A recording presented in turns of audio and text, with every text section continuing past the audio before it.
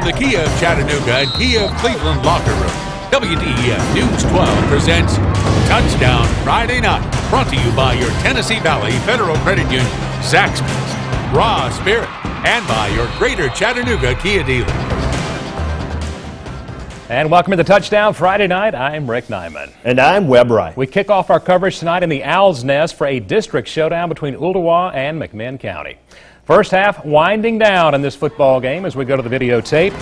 McMinn County is up 19-10 when Corbin Powers fumbles and it's recovered by Alex Doss. Next play, Brody Bender back to pass. He's picked off by Hunter Davis at the 7-yard line, so McMinn leads at 19-10 at the half. Third quarter, the turnover theme continues. Kelvin Wells fumbles, Alex Doss recovers. Here we go with Ottawa. Back to pass again. Brody Bender to David Strickland, and guess what happened, Webb? I don't know what happened. It's a fumble. The football again, and it's recovered by Aaron Kimpson. Corbin Powers back to pass for McMinn. We've got an interception for Ottawa. Stuart Doss returns it 32 yards for the touchdown. Well, at least it wasn't a fumble. Yeah. McMinn County wins the turnover fest by a final score of 35-24. A region ruckus. Leveland taking on Walker Valley, and it was all Blue Raiders tonight. C.J. Bryant goes around the left side, 55 yards for the touchdown, and would only get worse from there for the Mustangs. By ground and by air for the Blue Raiders, wow. rather. They're so good they changed colors. 77-yard touchdown pass from Austin Heinrich to D.J. Jones. And then on offense, the Mustangs couldn't get it going here. The pass is picked by Darius Lowe. And that would lead to a 5-yard scamper coming up here from C.J. Bryant. A big day for him, a big day for the Blue Raiders as they go on to win it by a final of 56-28. As we check out the scoreboard, it was Soddy Daisy over Ray County 20-14. Ensworth all over Baylor 42-17 elsewhere. Tyner, that stingy defense, shuts out Eastridge 34-0. And Silverdale gets by Copper Basin by a final of 16-14. South Pittsburgh has beaten rival Marion County the last two seasons by a combined score of 110-0. But the Pirates expected a much tougher challenge tonight against their old rival. Standing room only crowd, as there always is when these two teams get together. You know it's big when you have skydivers. That's how big this rivalry is. Early in the first quarter, Demetric Johnson takes the handoff and goes 37 yards for the Pirates' first touchdown of the night.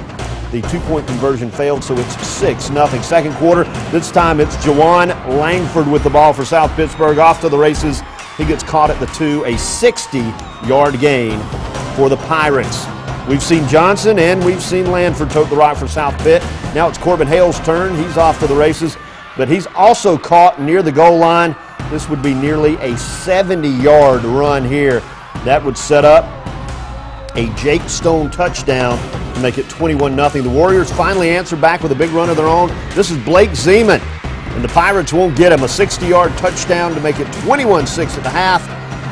But South Pittsburgh goes on to win it easily by a final of 49-21. Region ruckus between Red Bank and Dixon, and the Wildcats praying for a miracle. They trailed 35-15 at the start of the fourth quarter, and I guess Isaiah Robinson was an answer to those prayers. After taking the punt on a bounce, Robinson bounces outside, and the Hickson sidelines points him to the pay dirt. A 65-yard punt return to make it 35-22.